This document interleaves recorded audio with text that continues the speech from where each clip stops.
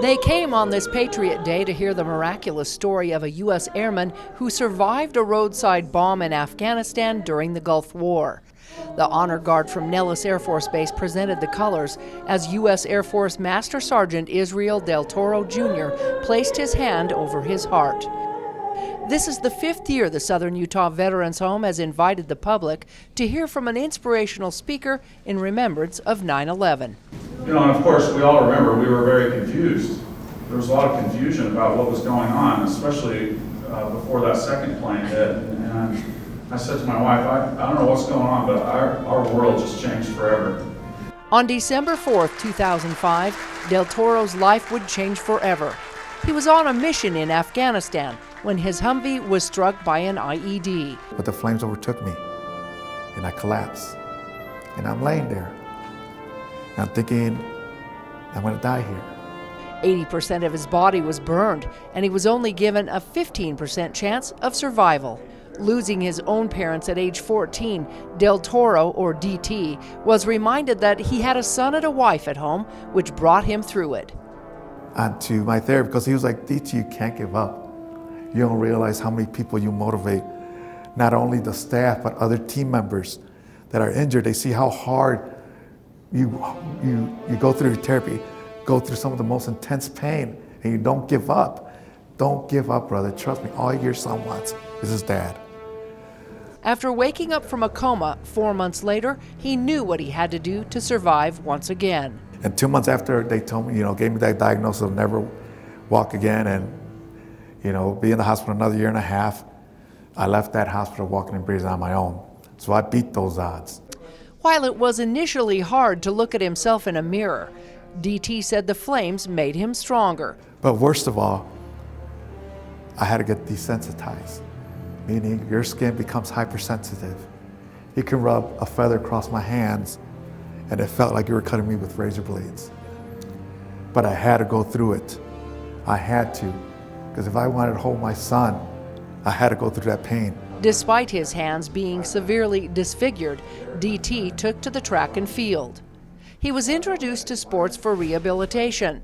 His determination paid off, winning several awards, including the Pat Tillman Award for Service and an ESPY.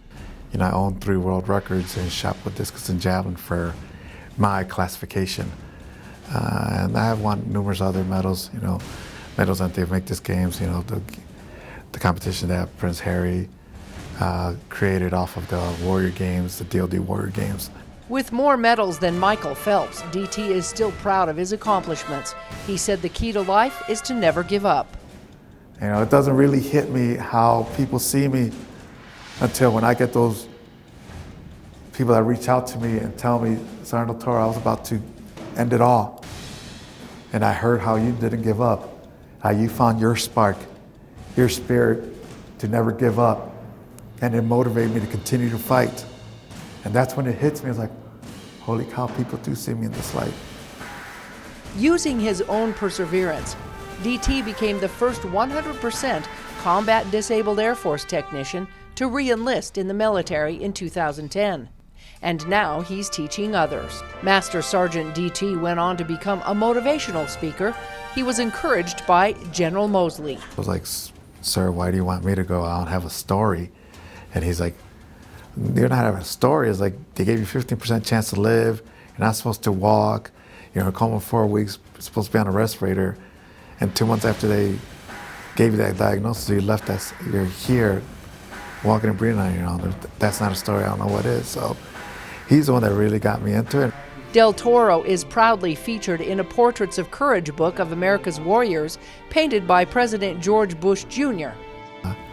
It was pretty cool because he really, even all my family, everyone that ever saw it, he had really captured my spirit, my eyes especially. That's what my family says, that he really caught your eyes and your spirit of who you are. So it was pretty cool seeing that, President Bush did a painting of me, who knew he knew how to paint, While Del Toro said he was personally angry about the 9/11 attack back then, he looks at it differently now. It's like my story, I don't let my spirit break just because of an incident. I continue to fight, keep pushing forward, because The American spirit is an amazing thing, and seeing how resilient we are and how we don't let, even though it was a tragic event, it stopped us and put us in fear of how we live and how the American way is.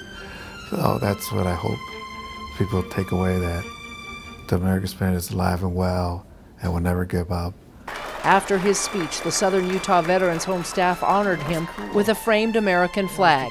He hung around for pictures with other patriots and admirers. I've dropped many combat controllers in Vietnam and other places in Europe, and he was a combat controller, called in the airstrike. So anyway, it was a pleasure to hear him and to relate to him. Daughters of the American Revolution brought cakes in remembrance of the fallen, honoring those who had served and educating about the importance of patriotism in the future. On Patriots Day, Melissa Anderson, Community Education News.